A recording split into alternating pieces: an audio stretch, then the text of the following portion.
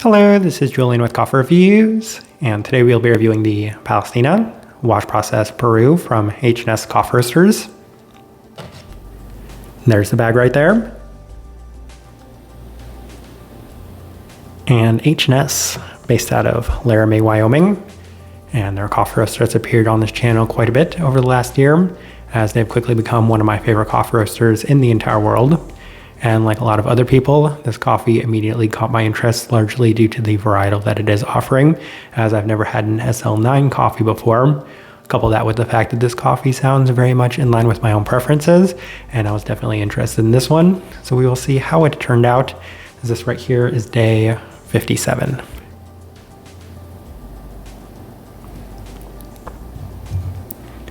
And recipe we went with for this coffee was our higher extraction recipe at a 17:1 water to coffee ratio, brewed at 99 degrees Celsius, about 210 degrees Fahrenheit.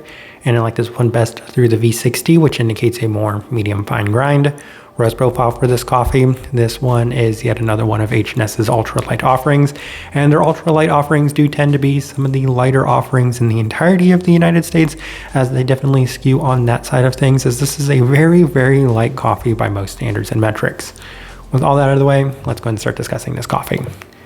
Day 29, first impression, and if I recall correctly, I believe that H&S suggested a 28-day rest period for this coffee, as we definitely waited the suggested rest period and started this coffee on this day, and it had a surprisingly nice level of intensity to it and a very lingering floral finish, as the listed rose is presented in a pretty prominent sense. Kiwi also makes sense, as there's quite a strong green and pink tone to the coffee in a slightly candied sense, so I would definitely say a nice start. And I have mentioned in previous reviews, not necessarily just H&S's reviews, but oftentimes when it comes to coffees that are this light, they can be a little tame, especially from that first impression, and a lot of H&S's coffees that we've had in the past have come out pretty tame, so having this nice intensity definitely left a very positive first impression, and I was very curious to see where this coffee was going from here. Day 32 through the Chemex, and the coffee does continue to be very interesting, as it's offering a very unique tartness in the finish that's reminiscent of other SL varietals, but it's also offering plenty of overall sweetness and intensity that's presenting itself in a slightly tropical sense with a slight artificial sugar. So I said, this coffee is just a little different in general, and I'm appreciating that about this coffee. It still feels like it needs a little bit more time nonetheless, so I was just very curious to see where the coffee was going to go from here. Day 35.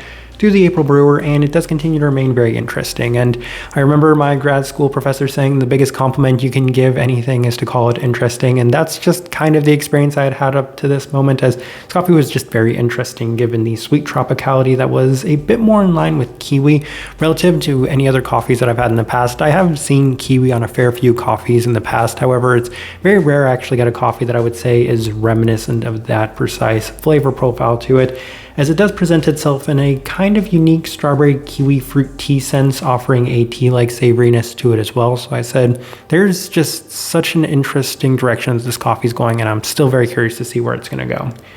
Day 38 through the V60 with some higher extraction adjustments, higher temperatures, lower concentration, more fine grind, and it still feels like there's room for this coffee to open up either with more rest or pushing it even further, as it does find itself at its best on room temperature with the tropical fruit scents presented yet again. So that's kind of the best descriptor I have for this coffee as of this moment, is that it's reminiscent of a lot of those, we'll say, kind of mixed strawberry kiwi drinks that you get, those tea drinks specifically. So presented once again, and on day 41 we opted for the Chemex with the same adjustments, and it's notably better than the previous day, as it does seem to perform pretty well in this brew method, offering plenty of the earlier tropicality reminiscent of the kiwi, better intensity, better definition, a continued pink tone that's, I would say, even more reminiscent of dragon fruit this time around, a little bit more of that tropical feel to this coffee, and once again maybe like a dragon fruit tea component to it.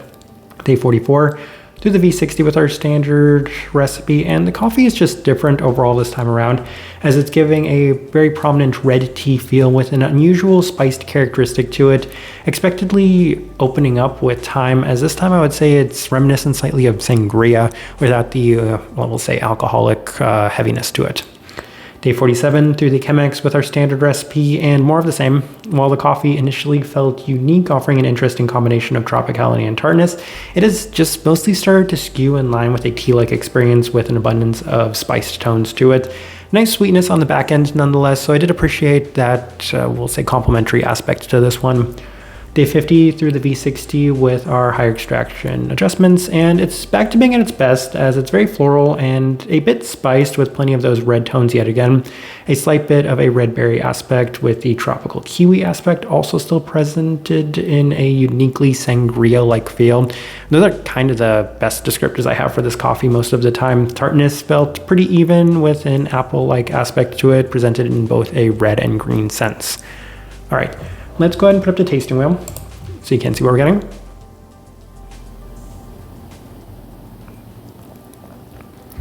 And we have a lot of level 4s, so let's go through those. We'll start with the cleanliness level 4. Certainly nothing whatsoever that can take away from the overall cleanliness of this one. It's void of any undesirable qualities to it. Pretty direct, a lot of definition to many of the components in this one, so pretty straightforward in the level 4 on that. Finish, level 4. And on the earlier days, I really appreciated what the finish offered, mostly because it had a better sweetness to it in that finish. Though on the later days, I would say it was much more of a spiced finish, which I didn't enjoy anywhere near as much as the earlier days to it. So I didn't love the direction that this coffee went with a little bit more time, as it didn't seem to have the same level of fruit intensity, but rather a much more spiced and kind of red drink intensity. Sweetness level 4, and once again, as time continued to pass, I would say that the sweetness went down ever so slightly, as I was under the impression that the sweetness would probably continue to expand upon our first experience of it, but towards the end I would say that it barely reached that level 4 mark, opting a bit more for those spice tones being the more prominent and dominant qualities within it. Acidity level 4, I've hardly mentioned too much of the brightness while going through this coffee's notes, mostly because it was presented at the start and I took note of it because it did have a lot of those more bright qualities reminiscent of those SL28, SL34 coffees, but even then it didn't continue to stay that way where it was notable and prominent enough to be on par with those coffees, but still enough of that unique brightness that gave it that level 4 mark on this one. Florality level 4, they did mention the rose quality to it, and it was very pronounced. It's honestly one of the first experiences I had with this coffee, but as it continued to go on, I would say that it was a bit more just melded together with that red feel of this coffee. It has a very distinct red and pink tone to it that's a bit more unique than a majority of coffees that we've reviewed, so it definitely is unique in that sense. Spice level 4, and that expanded upon greatly right from the start. So first couple of days I said, yeah, it's there, it's a little bit more secondary, but each time we continued to brew this coffee, it just felt so much more like a very prominent spiced tea. And I'm not an expert on tea by any means, as I consume very little tea, but it is reminiscent of so many of those different teas that you go into a tea shop and you try all the different ones, and I can't specifically identify which tea it's most reminiscent of, but just a lot more red tea in general. Berry fruit level 4, and I would say that as that continued to increase in terms of intensity, kiwi was the berry that I was listing the most on the earlier days, as it actually did have that pretty defined kiwi-like sense to it. But the more and more we continued to work through this coffee, it felt a little bit more on the red berry side of things as well, so that was kind of unique in this coffee. Citrus fruits level 3, we'll go ahead and move on to level 3 since we're done with the level 4. Yeah, there's a complementary citric quality to this one, a bit more generic to go along with the, say, pretty intense red tone to this coffee overall. And then the savoriness level 3, that's more of that tea-like savoriness to this coffee. That's specifically what it is. It isn't anything else that's associated with SL coffees in general. Much more of that very prominent, just heavier, I don't want to say heavier, but more spiced tea components to it. And then the final thing worth discussing, body level 2, it didn't necessarily have the most amount of texture to it as well, so that remained, I would say, relatively low for what we were doing with this coffee. Outside of that, as I'm looking at this tasting wheel, I do think it is a pretty good representation of what I was getting from this coffee. All right, so my overall thoughts and impressions of this coffee.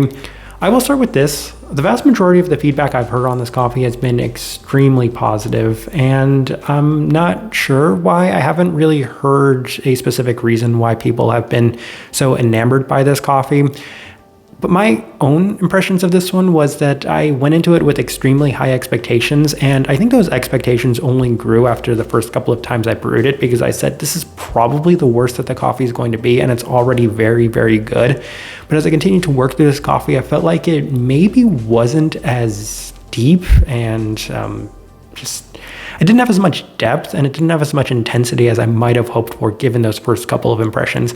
So I might say that this coffee was a victim of its own expectations given just all the buzz, all the positive feedback I'd heard about it, and all of the really positive things I had from the first couple of times we tried it. But towards the end, it was just skewing so far in a direction of a coffee that isn't necessarily in line with my own preferences, that in that sense, it didn't live up to the very high expectations that I did have for this coffee that I built upon trying it for the first couple of days.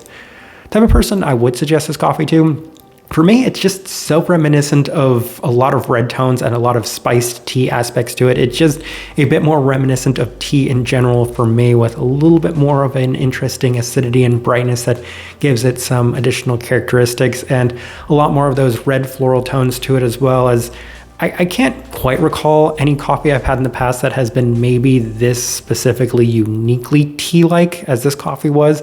That's the experience I had for this one, so I will actually leave it at that. If you by chance had an opportunity to try this coffee, I'd definitely love to know your thoughts and impressions of it as well. If you're enjoying the content, give this video a like, subscribe if not already subscribed. This right here has been a review of the Palestina, wash processed Peru from H&S Coffee Roasters. Thank you for watching.